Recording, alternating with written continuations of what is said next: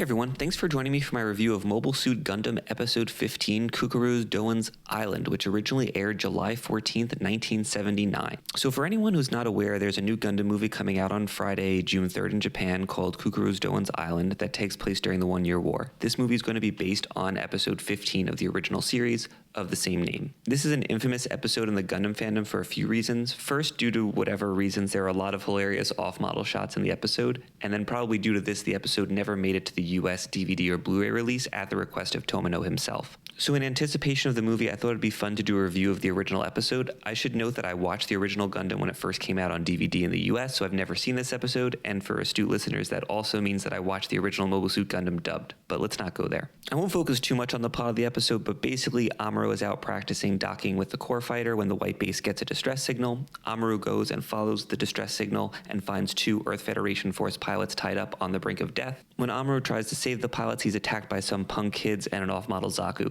Long story short is that Cucuruz Doan was a Zeon soldier. He was ordered to kill some kids after accidentally killing their civilian parents in a battle. And unable to do this, he deserted Zeon and now lives with the kids on this island. Zeon does finally catch up with him, and another slightly off-model Zaku attacks. Amuro, in a slightly off-model Gundam, teams up with Doan and the Zaku to destroy the Zeon Zaku. Then Amuro declares that Doan is being pursued by Zeon because he has the smell of war, and Amuro triumphantly destroys Doan Zaku. So basically, dude is out of luck if anyone tries to attack him again, though he did defeat Amuro's core fighter with a rock. So this was actually a pretty fun episode. This was before Ramba Ral, so we never really saw any Zeon soldiers, past or present, in a positive light. I think it helps build Amuro's character a little bit to learn that there are good and bad people on both sides of the war, which is kind of a major point of Gundam. And this is a lesson he's going to learn very well in the next few episodes of the show. Obviously, there are some animation issues, but it's honestly not that bad. It's just a few frames, and it's not like anime is always on model even today, looking at you, Dragon Ball Super.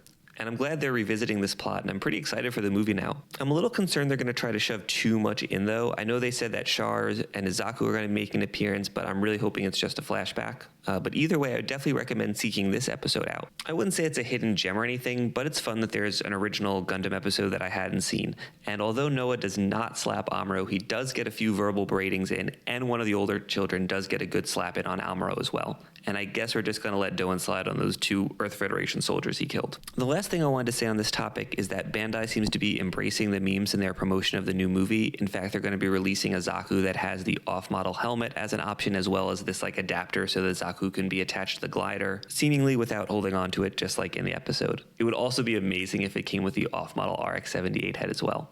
Anyway, thanks so much for watching this episode, and please keep an eye out for my review of the movie when it hits this weekend. And if you like this video, give it a like or subscribe. I do anime reviews on Mondays. This season I'm doing a Main Warrior at the Borderline, and I do figure reviews on Wednesdays and Fridays.